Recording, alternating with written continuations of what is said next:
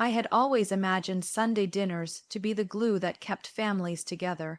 When I built this house 25 years ago, every corner was made with love, every inch whispered stories of my late husband and the dreams we'd built brick by brick. The long oak table in the dining room wasn't just furniture. It was where birthdays were celebrated, tears were shed, and laughter echoed through the years. That table had seen Daniel take his first steps, smear chocolate across his cheeks, and later, sit across from me in a crisp suit as he told me about the woman he loved. When Daniel married Sophie, I thought my circle was complete. I welcomed her like the daughter I never had. I gave them the master suite upstairs so they could save money while buying their own place. It felt right, helping them start their life under the same roof that had once sheltered my dreams. I even redecorated the room, choosing lighter curtains because Sophie said darker ones made her feel boxed in. I told her she could rearrange things however she liked. She smiled politely, thanked me, and then began to quietly change everything. It started small.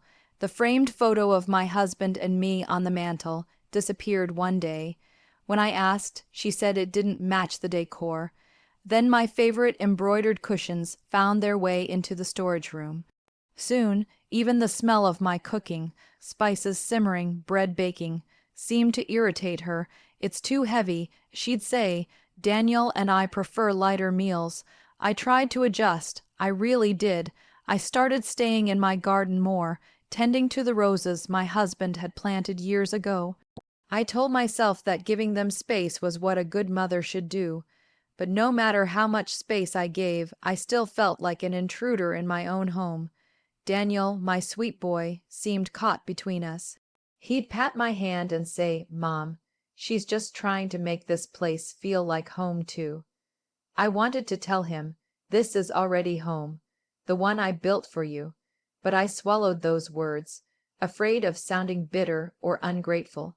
Weeks passed, then months. Family dinners grew rare. They started eating out more. When they did eat at home, they often took their plates to the upstairs room, laughing behind closed doors. I pretended not to notice, though every clink of cutlery above my head made my heart ache a little more. But last Sunday, something inside me stirred. It was Daniel's birthday, 30 years old. I remembered how every year I'd make his favorite roast chicken with mashed potatoes and creamy mushroom sauce. The thought of letting that day pass without celebration felt unbearable, so I decided to make it special. I spent the entire morning preparing everything from scratch. The smell of garlic and herbs filled the kitchen, bringing back memories of laughter and warmth. I even baked his favorite lemon tart for dessert. By evening, the table was perfectly set. The oak polished, candles flickering, and plates gleaming. It looked just as it used to when our family was whole. As 6 o'clock approached, I placed the last dish on the table and took a deep breath. I could hear the crunch of tires on the driveway. My heart lifted. Finally, a family dinner again. I walked toward the hallway, ready to greet them with open arms. But as soon as I reached the doorway, I froze. Daniel wasn't alone.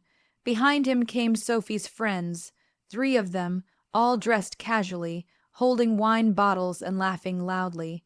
Her sister trailed in behind, followed by her parents, who carried trays of appetizers. "Oh," I managed, forcing a smile. "You didn't tell me we were having company tonight." Sophie barely glanced my way as she set her purse on the counter. "Oh, we didn't think you'd mind," she said lightly. "It's just a small dinner with my family." Her family, not ours. Daniel kissed my cheek distractedly. "Sorry, Mom. It was kind of last minute." I nodded, feeling a lump form in my throat. "Of course. I just thought we'd be celebrating your birthday together." Sophie's sister giggled. "Oh, that's right. Happy birthday, Danny," she said, handing him a wrapped box. I noticed that Sophie didn't even flinch at the nickname. They all moved toward the dining room, chatting and laughing. My hands trembled slightly as I followed. The moment I stepped inside, my breath caught in my chest. The long oak table, my table, was already set with new plates and wine glasses that I'd never seen before. My roast chicken sat untouched on the counter, cooling under a foil cover. Instead, a different meal was spread across the table: pasta dishes, salads, and bottles of expensive red wine. I blinked in confusion. I already set the table, I murmured. Sophie turned to me with a calm, almost polite smile. Oh, yes, I saw that, but I wanted to use my dinnerware tonight. I hope that's okay. Her tone wasn't cruel, but it carried the kind of finality that left no room for objection. Daniel rubbed the back of his neck awkwardly. Mom, why don't you join us? There's plenty of room. But as I looked around, I noticed there wasn't. Every chair was taken, even the one I usually sat in. My husband's old seat was occupied by Sophie's father. I can grab another chair, I said quietly. Sophie's voice cut through the air, calm but sharp. Actually, I didn't invite you. For a second, the words didn't register. The laughter around the table dimmed. Daniel froze. I stared at her, my heart pounding in disbelief. You didn't invite me in my own house. Her expression didn't change. I just thought it would be more comfortable this way. It's a small dinner with my side of the family. You understand, right? The room fell silent. My son's eyes darted from her to me, guilt clouding his face, but he didn't say a word. He didn't defend me. He didn't even move. I stood there, feeling the weight of years pressing down on my shoulders.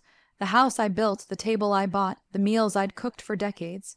I thought of my husband, and how he'd once said, "This home will always be yours, no matter what." But now, standing in that same dining room, I felt like a stranger. Sophie turned back to her guests, as if nothing had happened. Anyway, she said brightly, "Let's eat before the food gets cold." Laughter resumed, though quieter this time, cautious. I could feel my heart trembling, but I refused to let them see me crumble. Without a word, I turned and walked toward the kitchen. The sound of their forks and laughter followed me like echoes of betrayal. In the kitchen, I stood beside my untouched roast chicken. It smelled of rosemary, garlic, and memories of a life that had quietly slipped away. I placed a plate on the counter, sliced a small piece, and sat by the window, looking out at my garden. The roses glowed faintly in the twilight, their petals swaying gently in the breeze. A part of me wanted to cry. Another part wanted to scream, but instead I just sat there, silent, my fork motionless on the plate. I thought about how easily people forget who stood behind them when they had nothing, how they rewrite the meaning of home to suit themselves. I thought about Daniel, my only son, and wondered if he even realized what he'd allowed to happen tonight. After a few minutes, I heard footsteps behind me. Daniel's voice broke the silence. "Mom, I'm sorry, I didn't mean for it to be like this." I turned slowly, meeting his eyes.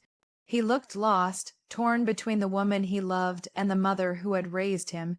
"You didn't mean for it," I repeated softly, "but you let it happen." He lowered his gaze, saying nothing. I stood up, placing my napkin on the counter. "Enjoy your dinner, Daniel," I said quietly. "It seems I'm not welcome tonight." And with that, I walked out of the kitchen, up the stairs to my room, closing the door gently behind me.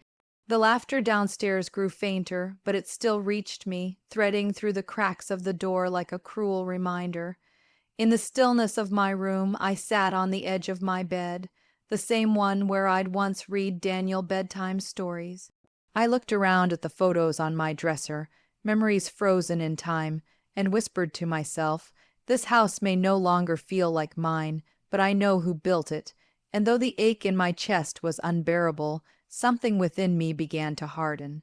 That night I didn't cry, not one tear. I just stared out the window, thinking that perhaps the time had come for me to remind them both whose name was still on the deed, to be continued. The next morning, sunlight filtered weakly through the thin curtains, brushing against my face and waking me far earlier than I wished.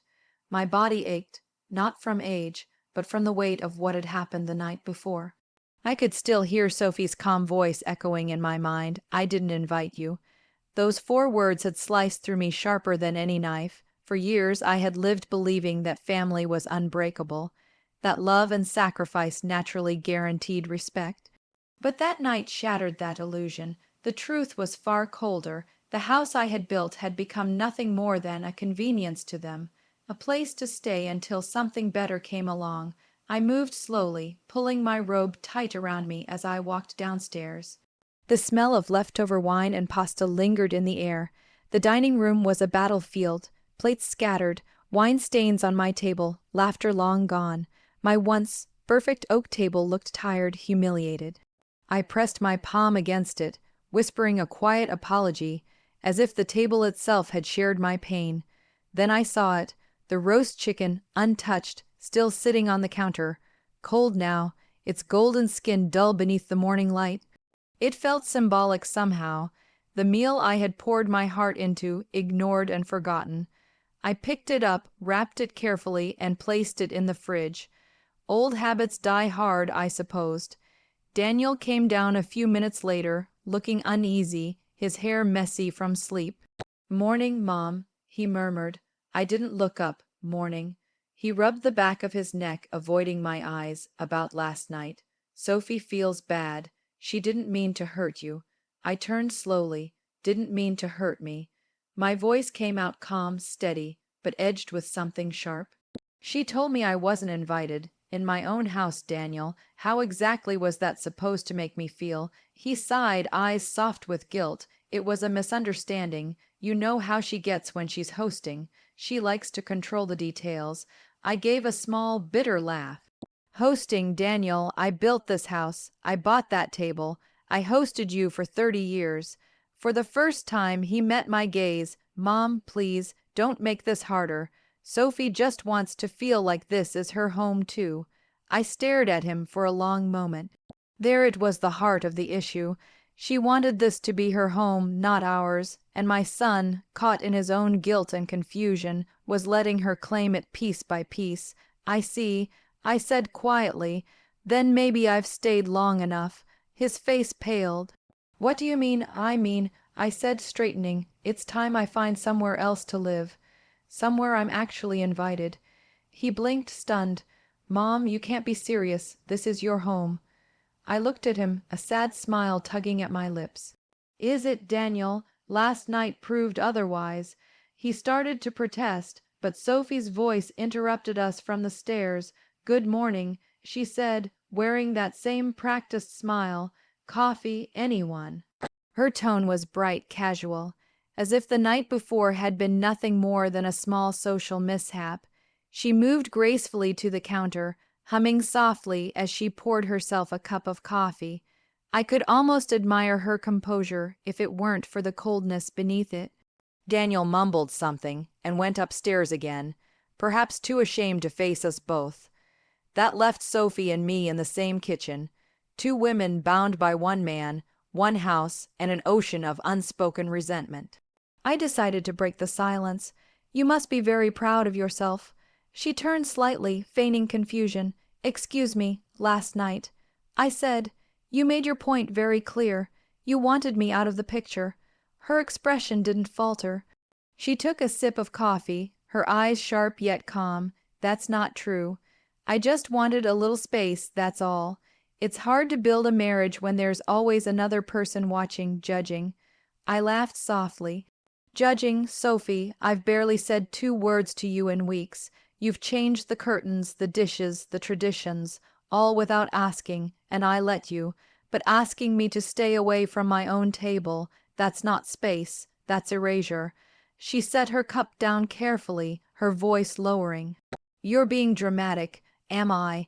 I said. "Then tell me what's next. Should I move out of the master bedroom so you can decorate it without the ghost of my presence?" Her eyes flickered, just for a moment.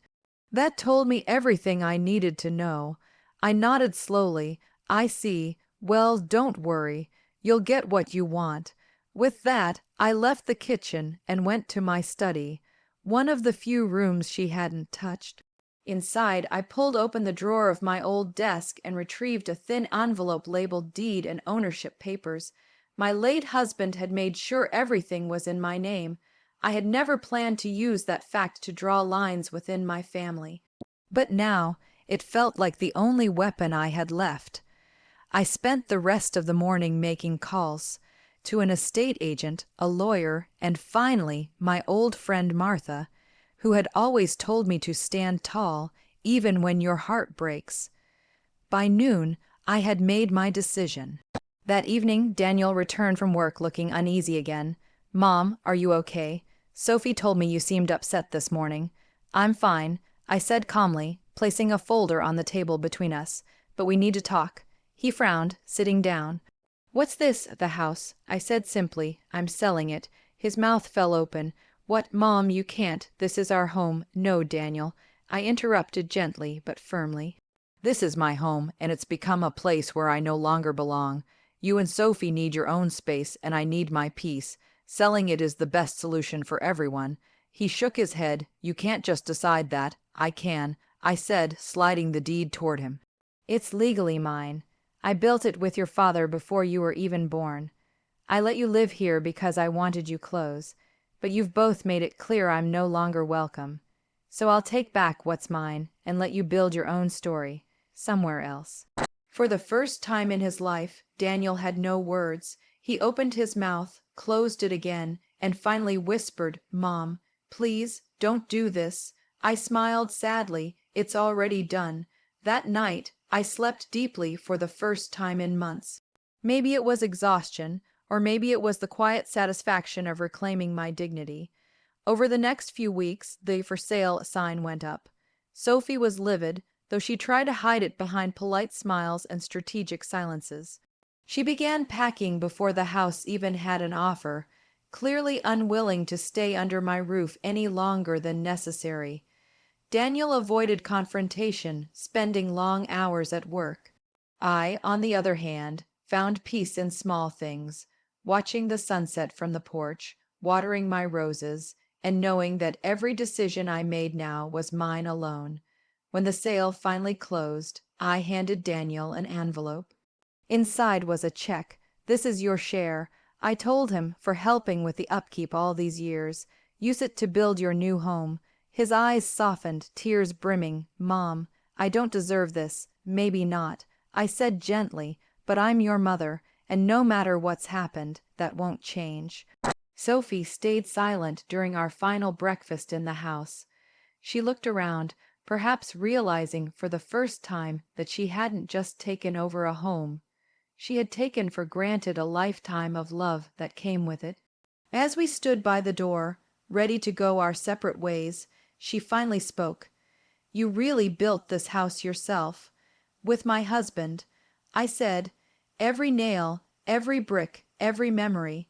She nodded slowly, eyes flickering with something that might have been regret. "It's beautiful." I smiled faintly. It was. After they drove away, I looked back at the empty rooms one last time. The house was quiet now, stripped of furniture, but still echoing with ghosts of laughter and lullabies. I ran my hand along the doorway where I had once measured Daniel's height each year.